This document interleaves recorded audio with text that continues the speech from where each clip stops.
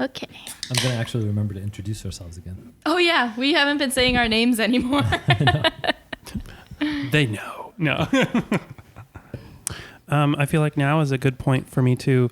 A couple recordings ago, we were talking about plants, and we were arguing the definitions of like a flower versus a spade. What is it?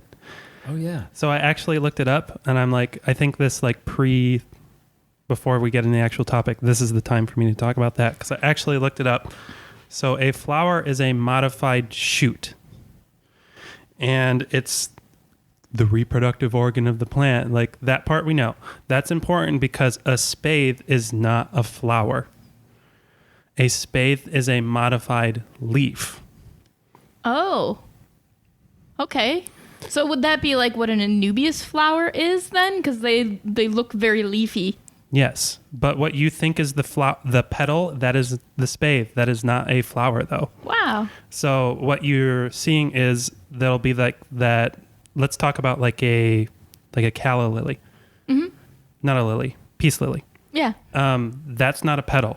That's a spathe. And then you'll see that little like tube coming up the top. That's the inflorescence. That is actually a cluster of flowers. So if each little bump is an individual flower. Wow. That's amazing. So an inflorescence is and I'm going to look down in my notes, a cluster of flowers arranged on a floral axis is the biological definition. All right. Well, that explains a lot of those terms that we see in our plant book. Flower, inflorescence, spathe, like the difference between them. Yeah. It's very interesting. Good. Thanks, Charles. Yeah. All right. All right, on to the fun topic of algae, and we're specifically talking about algae in freshwater aquariums right now. We did a podcast not long ago about Cleanup Crew, and I think we talked a lot about saltwater algae. Yeah, we definitely got into it. So we should first talk specifically about what is an algae. And oh, by the way, we're going to add some cyanobacteria into this discussion as well, because they are actually not algae. What's an algae? I believe they're classed as protists, which make them very different than, so like the two main lineages of life, I guess, would be protists, which don't really have organelles, and then eukaryotes, which have specified organelles, which are like the little things inside the cell that do stuff like, mitochondria. Well, first we should talk about like what's going to cause algae. And one of the things that we like to talk about around here with the Planet Aquarium is the tripod of things plants need. And that's also the tripod that causes algae. And so the three legs of that tripod would be carbon dioxide, nutrients, and light. If you have an algae issue, you have an imbalance of one of those three things. Either too much or too little of something causing limiting factors for plant growth, or a lack of plants, which would, by definition, you could still call that a limiting factor. Yeah, true. Where when light is going into the tank, photosynthesis happens for a long time in plants that uses up the available carbon dioxide and nutrients. If the light is still there and one of those, either the CO2 or the nutrients, drop off, the plants can no longer photosynthesize. Algae still can. Or if the light's been on for too long and the plants stop photosynthesizing just because it's time to rest, because plants need sleep too, that can cause the imbalance. And then the algae can take advantage of the nutrients that are there. So this is where I'm going to get right back to my talking about a fringe habitat. If you look at any habitat parameter and think of it along a bell curve, and the height of that bell curve is the ideal parameter for, let's say, aquatic plants. When you start getting towards the sides and it's going down, that means it's less and less ideal for the plant. That makes it the fringe habitat. The fringe habitat. I like it. Yeah, because healthy plants in that ideal environment are incredibly well suited to outcompete algae. They are just better at it than algae is, because algae is better at surviving in a wider range of habitats versus growing as well in that ideal. That's the simplest way, I think, to understand it. Yeah. If plants are growing well, algae usually isn't. Yep. Yep, definitely. And so how do you get it in your tank? We get this sometimes where a customer will come into the store and say, oh, I bought this so-and-so from such and such a place, and now I have algae in my tank. So they introduced the algae in my tank. So here's what I'd like you to do if you think that's how you got algae. Take a glass of water, put some form of nutrient in it. It won't take much. It could be a little bit of dirt from outside, and we're talking a BB-size amount of dirt, and put it in the sun. You will get algae to grow in that. Yeah. Even fresh tap water. Fresh tap water. Algae comes from spores in the air almost all the time. And the amount of different algae that can be distributed from spores in the air is incredible. It can just show up. You're breathing it right now. Gross. So how did that algae get in your tank?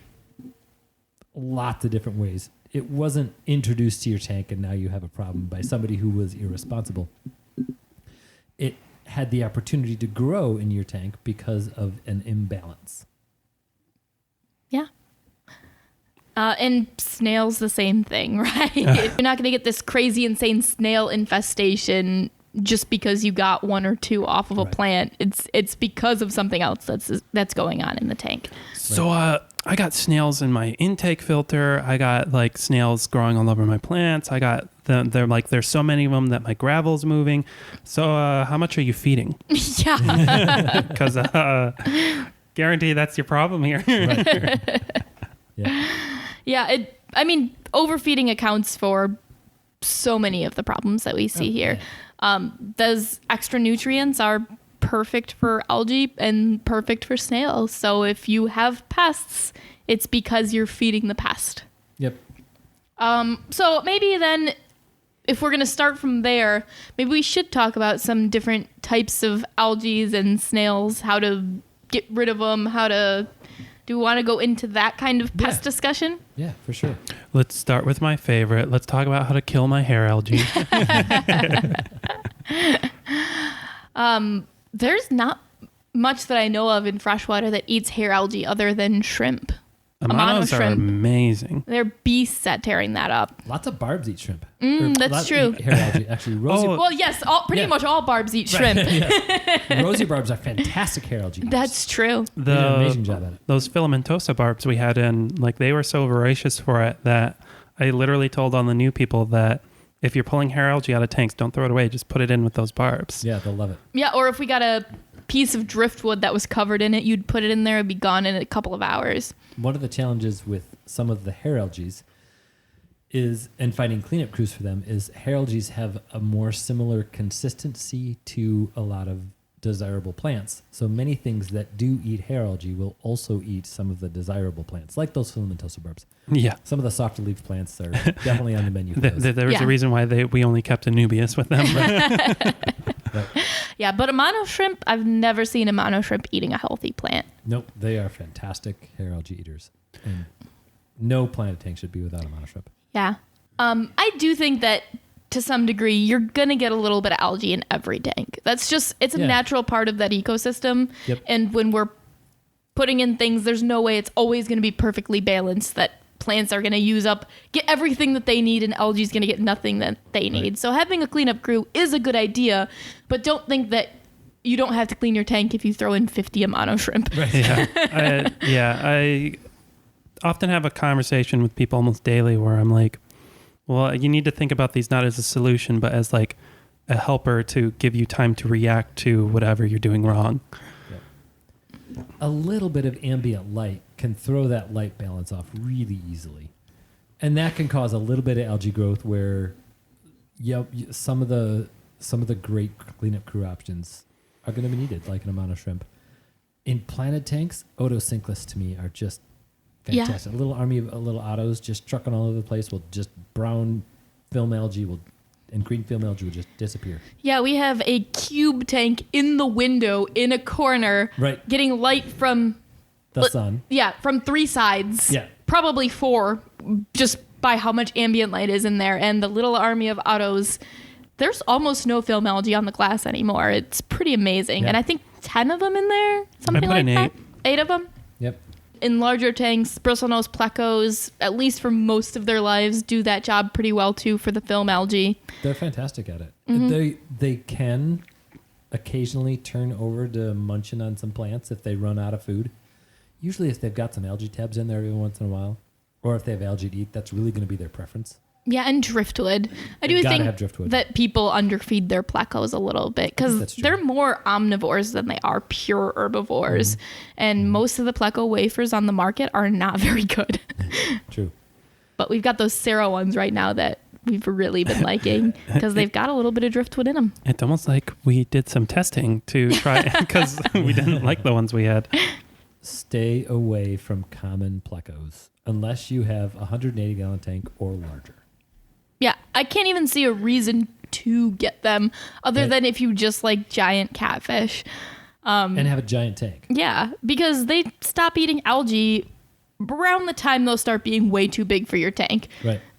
And then they just don't eat it much anymore forever. I was not exaggerating when I said 180 gallons or larger. That's really how big a tank you need to appropriately house a common pleco.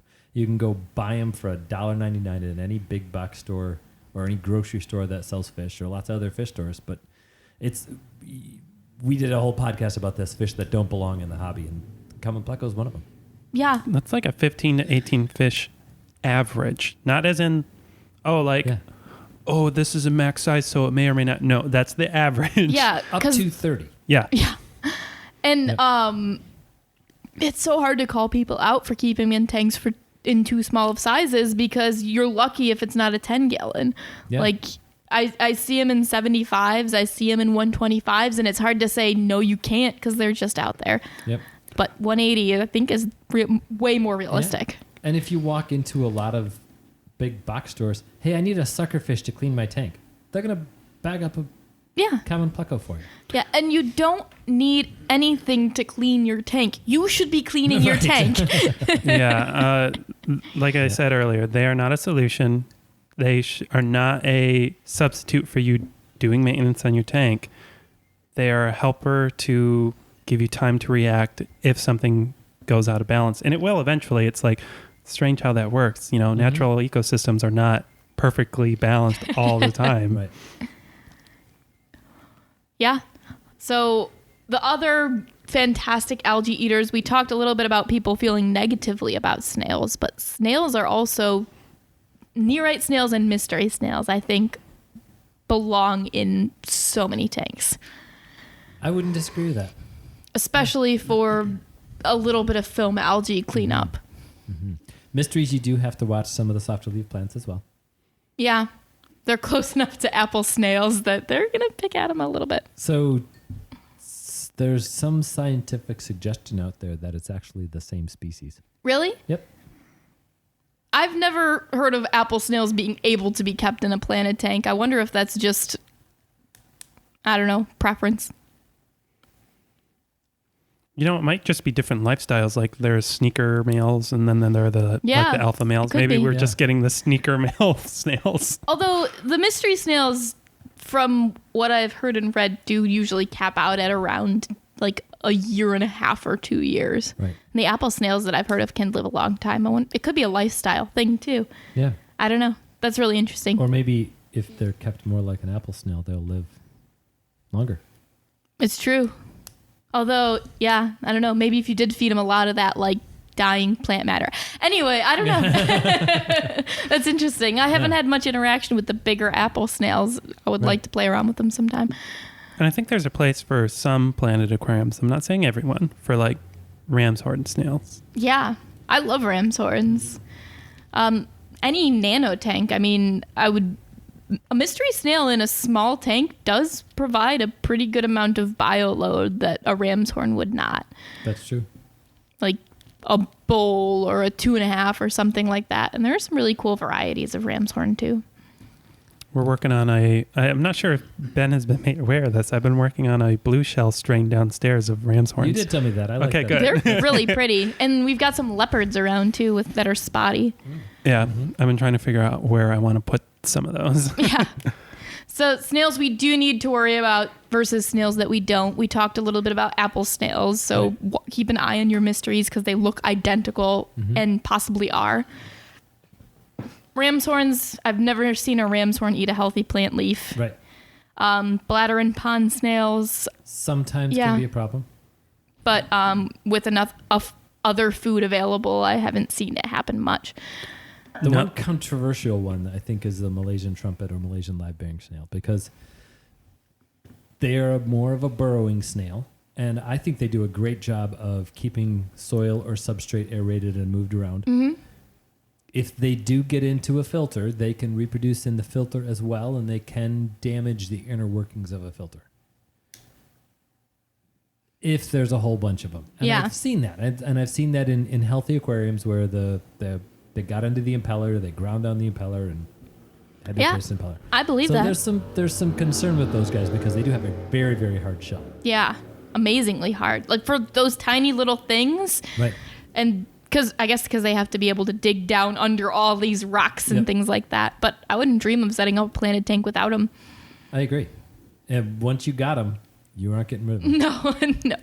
But in a well-managed, properly fed tank, they don't get out of control. Exactly. I never see mine outside of the substrate. If they were, they would get eaten in my tank. But that's beside the point. Right. Malaysian trumpets, fantastic. Yep. What about rabbit snails? I've been researching rabbit snails a little bit lately, and there's lots of reports of them eating some plants, but there's also lots of reports of them only eating dead plant material. And I've seen them in tanks with a bunch of dead plant material, and the dead plant material disappears. Baby rabbit snails show up, and the regular plants in the aquariums seem unaffected by it. So I don't know that they're really necessarily going after good, healthy plants. I think they just want the dead plant material. Yeah, it's easier. I think people expect a little too much out of their scavengers. Mm-hmm. Like, they're going to take what they can get. They'd rather take an easy meal versus a hard meal. Right. So if you had no food available for rabbit snails, would they eat plants? Maybe. But can you blame them? Yeah.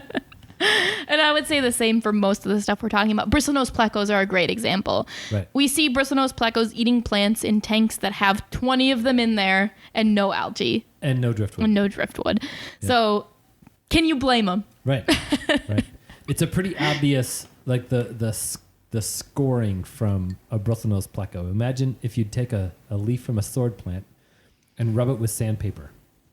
Yeah. That's what it looks like if a pleco is eating. They don't eat from the outside. They don't like munch holes in. They scrape. Yeah.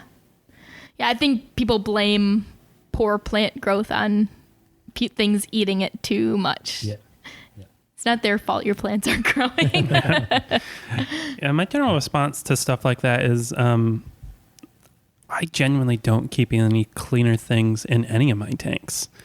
And I tell people when I get asked, "Oh, should I have a bristlenose pleco?" I'm like, "Do you want a bristlenose pleco?" That's the perfect response. Yeah. Because I'm like, for me, do I want that fish? Not particularly. So I'm not going to get it. I don't really have a particular desire for a working class fish in my tank. You know, you just want those hoity-toity fish.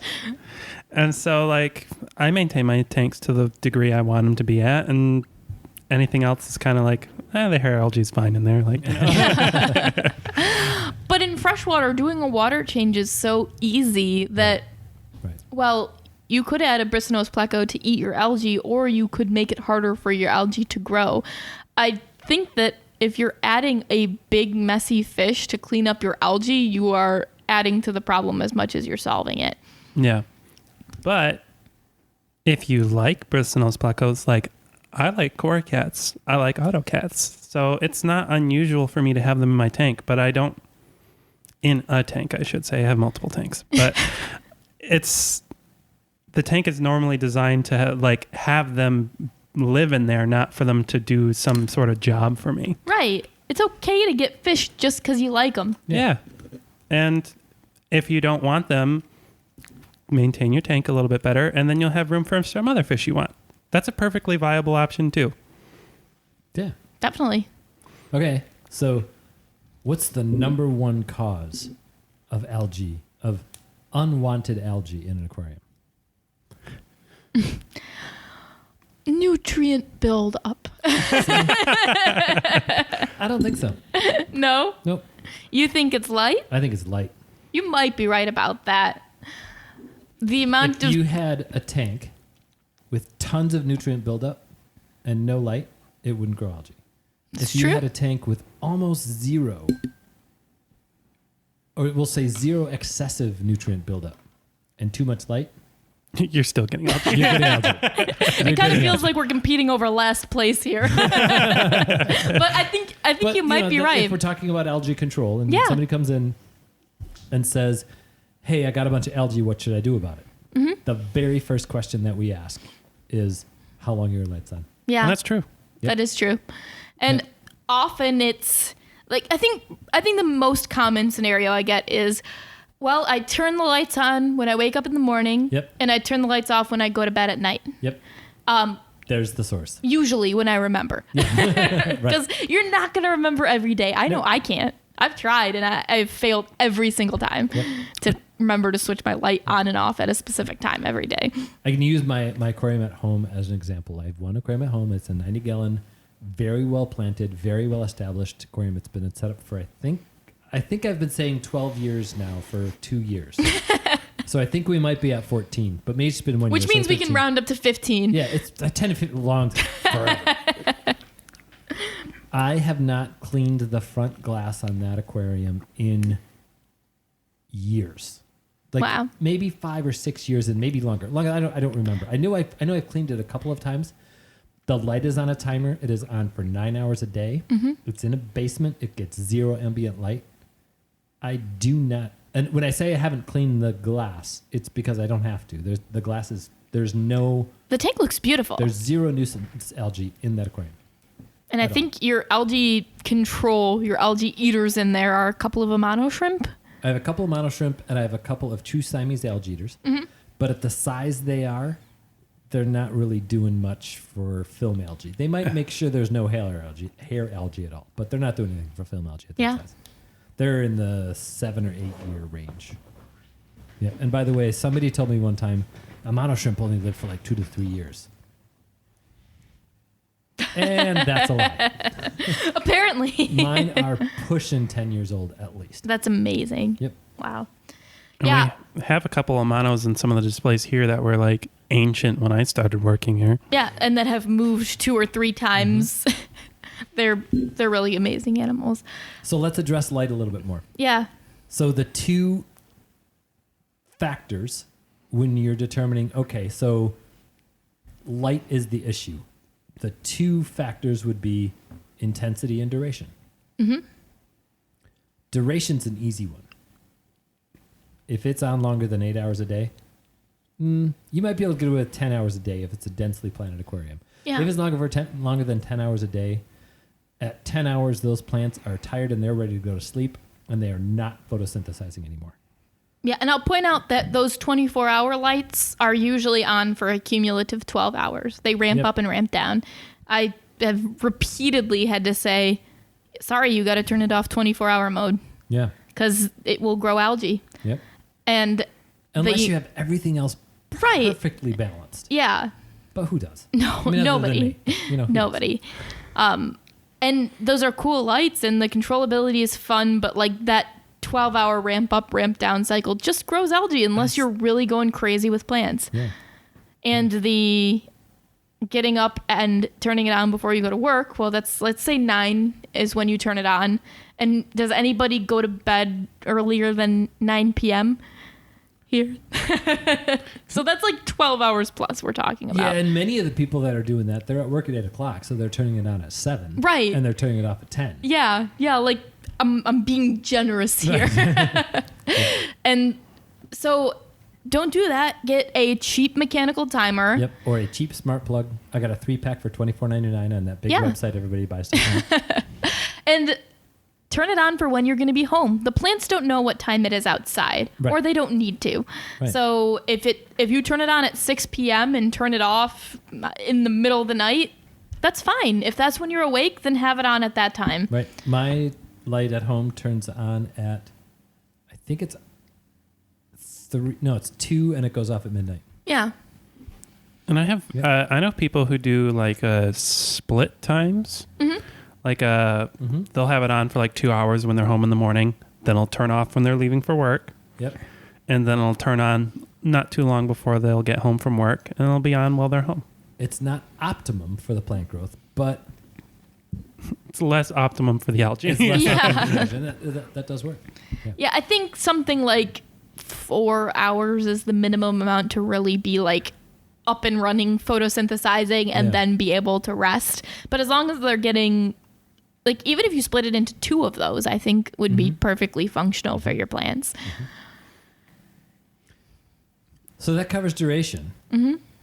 If you have an algae problem and your lights are on longer than 8 to 10 hours a day, first step, cut the duration. Mm-hmm. Intensity. Yeah, I can share a little bit on this one because I just bought a kick-ass light for my new. I have the ADA 60p, and I bought a twin star light for it. Badass. Yeah, it's a gorgeous setup. You know, it's really cool. It looks terrible because I upgraded the tank, I upgraded the light, and I didn't change anything else. Oh, yep. I'm not really fertilizing much more. I'm not injecting CO2 in there. It's a pretty lightly stocked tank. It's got 1 fish in it that's a bigger fish, and it is covered in algae. It's also a little bit close to being in front of the window. But I'm moving, so like that's the plan. I knew that was going to happen. Did you get the Twin Star S? No, I got the C. You got the C. But it's a narrower tank, so it's enough for it.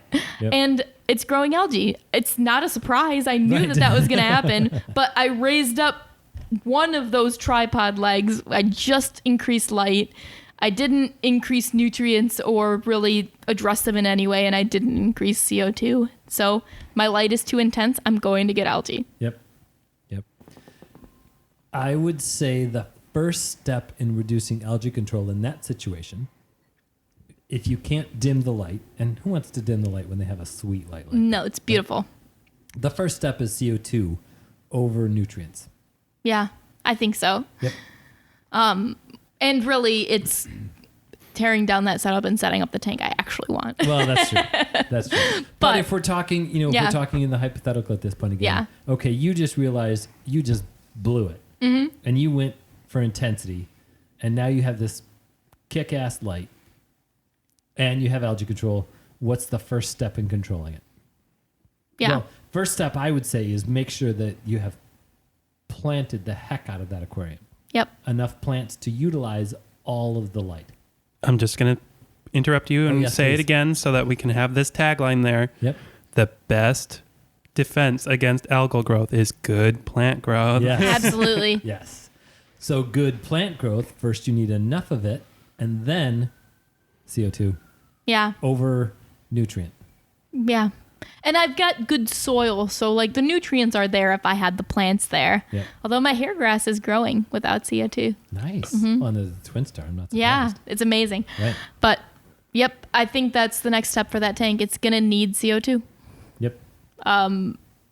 There aren't a lot of scenarios where we'd say you need CO2, but if you're pumping in that much light, you just might. You might. Yeah.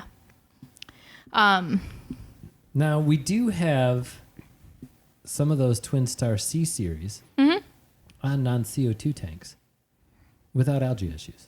There's more plants in there. Plants. Yeah. Plants. Funny how plants. that works. Grow plants. Grow plants, Yep. and it's just better maintained. Yeah. But yeah, there was already a little bit of algae before. Adding that just blew it up. That tank is so out of balance. Right. So I would say, I'm going to just go back to an equipment discussion. The Twin Star C and E series, I think you can get away without CO2. I think you could. As long as you plant the heck out of them. Yeah. The S series. Good luck.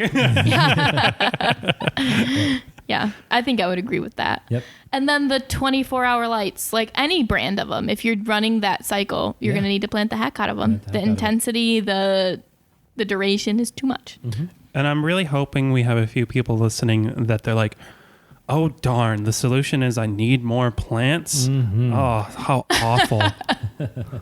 Yeah, I hate to prescribe that as a solution to people because it seems like we're just trying to sell them something, but it really does help. Oh, yeah. Just that competition. Yep. I would argue there is a third factor if you've eliminated the other two, Okay. which is light spectrum. Ooh, good call. Well Yeah. done. Yes. Improper light spectrum can definitely play a role in algae growth because it's a fringe habitat organism. So if you're outside that ideal range, you're definitely skewing it towards the advantage in the algal growth. I can remember my mom had a big, like 75 planet aquarium, and this was like 15 years ago. So it was all fluorescence. Right. And we would know when it was time to replace the bulbs when we started having algae problems. Absolutely. That spectral shift happened so dramatically with fluorescence. Yeah. And so it's like, 6 to 8 months down the line, be like, oh, time to replace them. Thank goodness we have LEDs now and don't Yeah. have to do that. But that was definitely a thing, that with fluorescent lights, that spectral shift that happens. And it happens so gradually that you can't perceive it happening. But when you swapped out those bulbs, holy cow, it would look like it was way more light. And it is more light. But it's not just more light, it's better light. And the algae will go away. Plants will go, Yeah. thank you. This is my moment. Yeah, I think the main example of that now is those like cheap grow light LEDs you can get at like a hardware store or something like Yes. that. And algae is not an issue when you're growing potted plants or terrestrial plants of any kind, really. Right. But a cheap light just has the wrong spectrum. They always do. Right. And that's what you're paying for when you get a planted aquarium light, is for that to actually work to grow your plants and not just algae. Yep. Yeah, I think a lot of people really underestimate how good water is at filtering out light. And so when they're like getting those grow lights, I'm like, you're buying a light that's designed to put light through air, not water. Yeah. This is a very different prospect. Yeah. It just straight up is not the same thing. Yep. All right, so we talked about some algae control methods. We've talked about some causes for algae. We've talked about some natural control methods and some stuff the aquarist can do to control algae.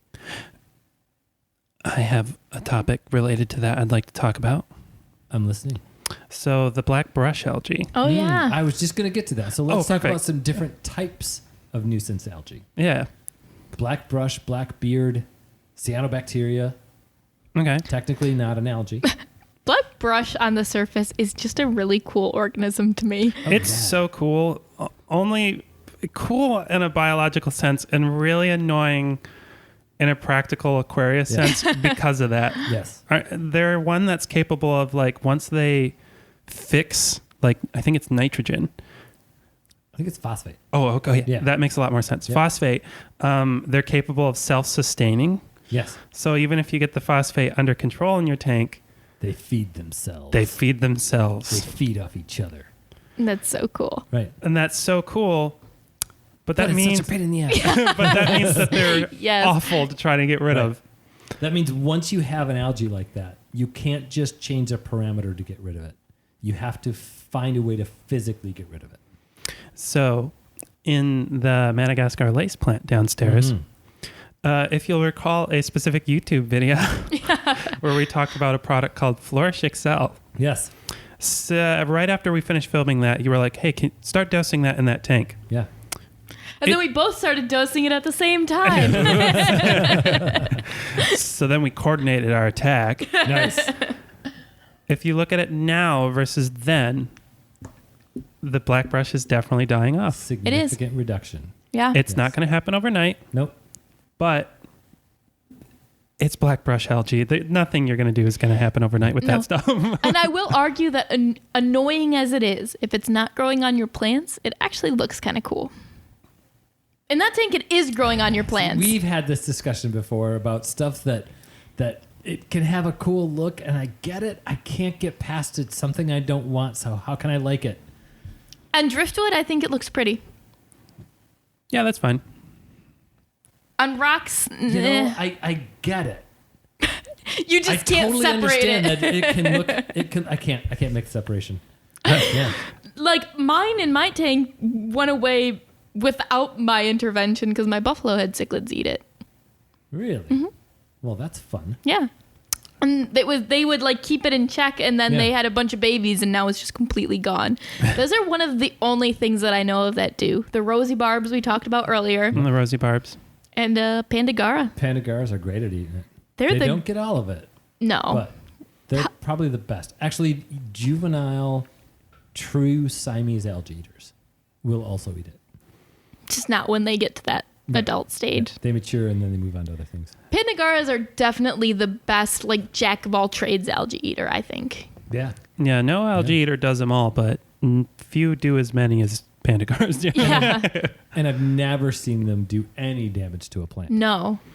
So I wouldn't say they specialize in algae because they are omnivores, but they seem to eat a little bit of every single kind. Mm-hmm. We love those guys here. They're so fun. And they're playful. Yep. Yeah. But Excel, yes, we're definitely proving that it does work to break up black brush and other algae too. Yeah. I'm just going to comment real quick. We mentioned rosy barbs. Early in the podcast, we said several different species of barb will eat hair algae.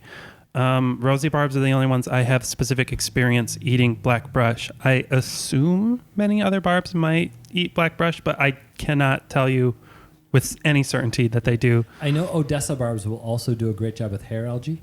Let's do an experiment and see if they eat blackbeard. Okay. That would be a fun experiment to try. Yeah. See what different species eat what different types of algae. Mm-hmm. That would be fun. Stay tuned. There's probably a YouTube video coming out. There's definitely a video there. Just going to write that down real quick. There we go. Another one of my favorite algae to deal with, green water. Ooh, yeah. It's another one that can be borderline self-sustaining. And one of the big challenges with green water is it seems to only happen on planet aquariums because they need that intense light. Yeah. But then there's your limiting factor, right? Because you're trying to balance, okay, I've got the tripod, I've got the light, I've got the CO2, and I've got the fertilizer. And the green water says, oh, you have the light. Well, we're just going to make it so you can't get the light to the plants. Yeah. Yep. It's another one of those that once it hits, I've tried all kinds of different remedies for that. All the things you read on that interweb all you kids are talking about these days. None of them really work super effectively. So blackouts and changing the light and Excel and hydrogen peroxide, put a UV sterilizer on it. That's it.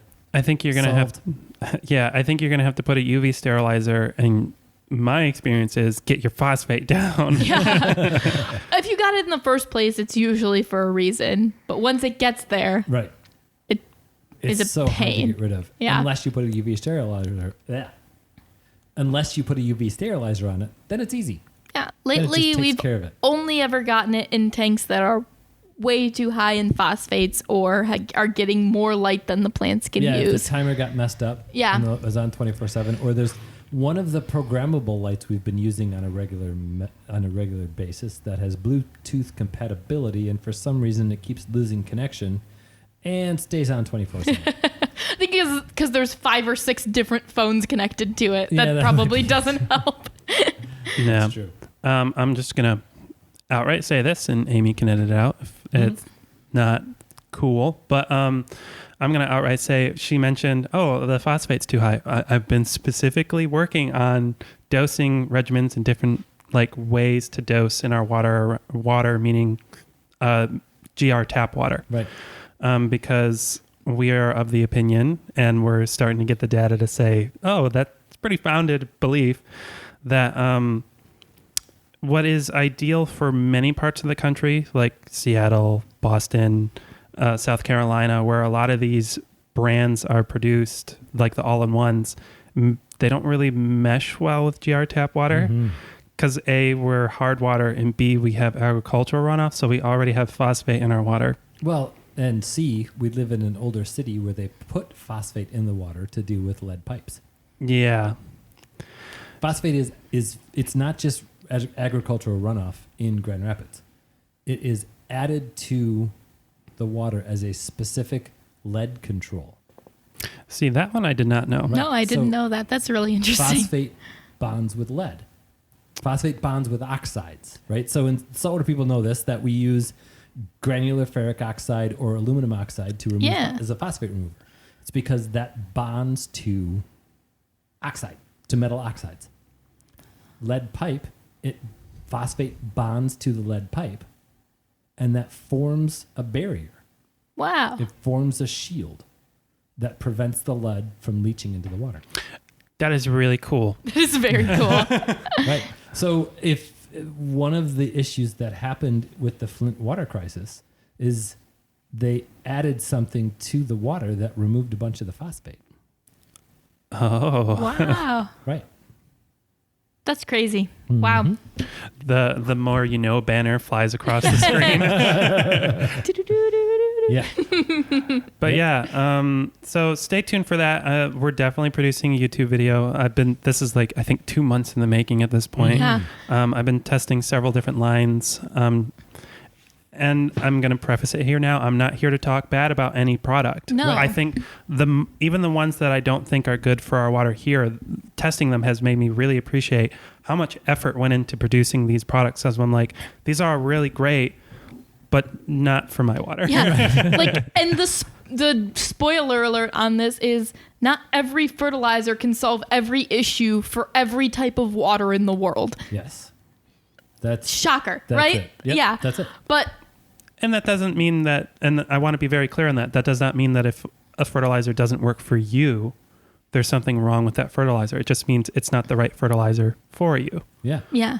Yeah. But knowing your local water does make a huge difference in how you can dose it, how you can use it properly. Right. Definitely. We've talked about how doing, like, you do frequent water changes for your breeding tanks and how that ends up serving your plants well by reintroducing minerals and those kinds of things for them. So different styles of fish keeping work differently to limit algae and to encourage growth. Yeah, I give root tabs to my crypts and I don't do any other dosing. And we figured out through this process of testing water and stuff that I'm basically fertilizing just because I'm doing water changes that much. With West Michigan tap water, that's something you're definitely doing. I've tested some well water for people, and the nitrates and phosphates in some of the wells around here are they're beyond what's healthy for a normal aquarium.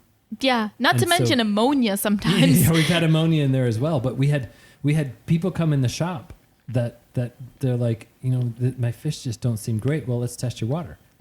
And we tested their water, and the nitrates were it was like already turning like purple. It's crazy. And I said, "Oh, you guys really, we got to talk about feeding. You're overfeeding." I said, "We haven't fed the tank yet." It was their tap water, the nitrates in their tap water, and then we tested their phosphates, and the phosphates were the same way. And what we said to them was, A, plant the heck out of that aquarium, Yeah. or B, buy water. Yeah, or have your sister in the next town over bring Right. it over every time she Yeah. comes. That's a tough discussion to have with some people that they just spent all this money on an aquarium, and then all of a sudden they realize their source water isn't good enough. Yeah, if you have an algae problem that you can't get past, check the source. Test your tap water. Test your tap water, test your RO if you're using that. We're not talking about salt water right now, but Right. This is for fresh the water. exchange the filters in that if that's what you're really trying to limit. Mm-hmm. That's one of the steps that we take is test the source water and Yeah. see if you're just starting off on a bad foot. Yeah. Around here, that's not that uncommon. Just about anybody with well water. Yeah. Just about anybody with municipal water is probably going to have, with some exceptions, acceptable water for many types of freshwater aquariums. Yeah. Did I say that with enough disclaimers? I think so. I think so. Yeah. There are factors that could change that, but I would say if you have local city water, Yeah. you're safe. You can do an aquarium with that. Yeah. Yep. If you live in Atlanta, you're better off with saltwater fish. If you live in Chicago, you're better off with African cichlids. Or fish that are tolerant Yeah. to higher pHs, which many of them Exactly. are, right? Yeah. And there's there's different water profiles wherever you are in the country based on where the water comes from. And municipalities are going to pull out a lot of the stuff that wells aren't. Right. Just because it's safe to drink doesn't mean it's safe to breathe if you're a fish. True. So we talked about hair algae, black brush. We touched on film algae. We have not talked specifically about cyanobacteria. Cyanobacteria is almost like if regular bacteria and an algae got together one night and had a baby. So that's on a super basic level, but it's a little, they're kind of a cross between the two. Yeah, I've heard some people argue that the types of chloroplast in vascular plants are descended from cyanobacteria. Okay. Mm-hmm. That's intriguing, but Yeah. beyond the scope of my being able to talk about that topic. So it's like basically a huge genetic difference, but in an aquarium, they're pretty functionally the same as cyanobacteria and an algae. Kinda, but I mean, it definitely has to do with, it's a different chloroplast, right? Yeah. Because green plants and green algae photosynthesize similarly. Mm-hmm. Red plants, algae, don't photosynthesize the same at all. And there's a strong, dramatic lineage, like early break when you're talking about algae, between red algae, brown algae, and green algae. Those are three very, very distinct, way up there on the division level. Oh, wow. Right? Way up there. Whereas, we know with a plant that sometimes they get some red in them and sometimes they get some green in them, but that is a completely different mechanism. Wow. And so cyanobacteria, there are very few of them that use the same green chloroplasts. They use some of the same isn't the word. Some of the similar ones that some of the red algae use. Like a similar mechanism. Yeah. Okay. Yeah.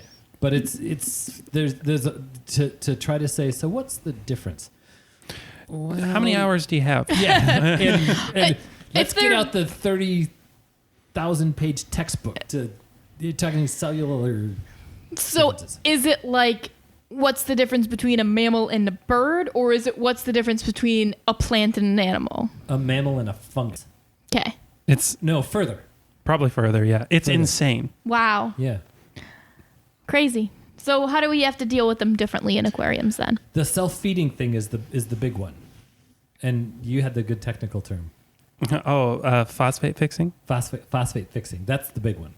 Plants and true algae are not capable of phosphate fixing. Cyanobacteria are.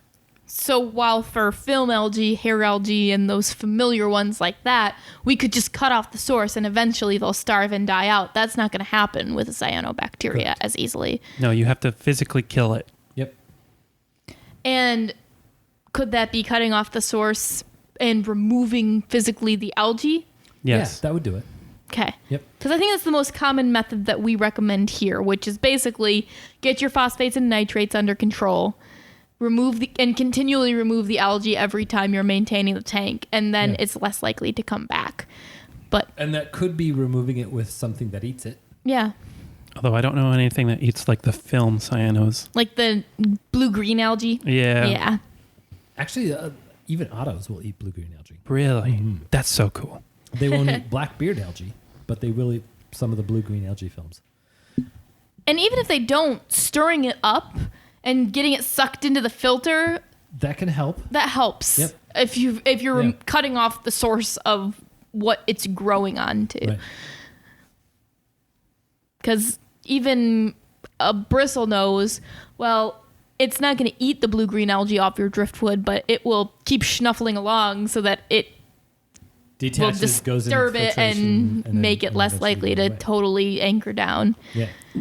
That's a really good point because now that I'm thinking about it, if you look at our sand bottom tanks downstairs, you notice the one with corycats in them don't really have a cyano problem on the bottom.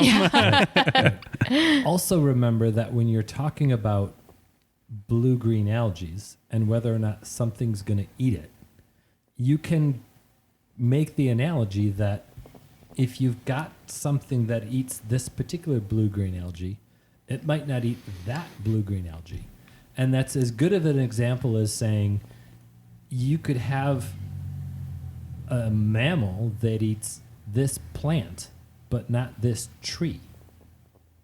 Yeah. Because it's that different. Yeah. I mean, it's that the branches of life at that point, they count. When you get down to the genus and species level with a blue-green algae, there is different because it's a kingdom. That's Not so wild. Yeah. Or is it a domain? I think it's a domain. I think that you're right. I think it's way the heck up there. It's like, yeah, basically saying, so what eats a plant? Right. Yep. Now they're simpler. Yeah. They're less complex.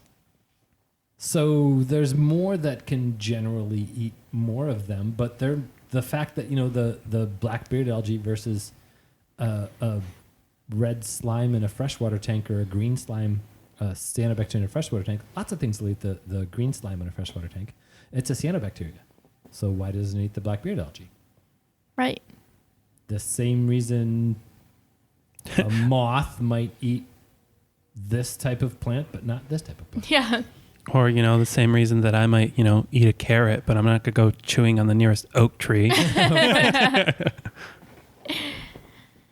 Yeah, it's so hard for us as humans to contextualize, I think, the genuine difference that, like, the difference between film algae, green cyanobacteria, and, let's say, a freshwater moss.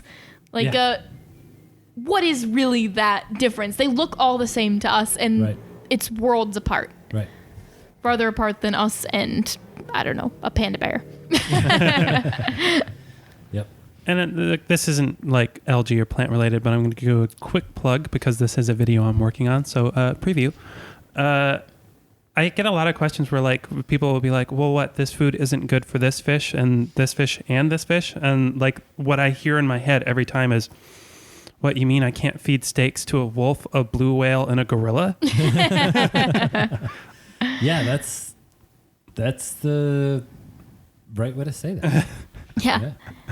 I want something good for all my fish. Well, it's pretty fortunate when you think about it that with a lot of the community aquariums, we have come up with some foods that you can feed to a tremendous variation of fish and have it be okay.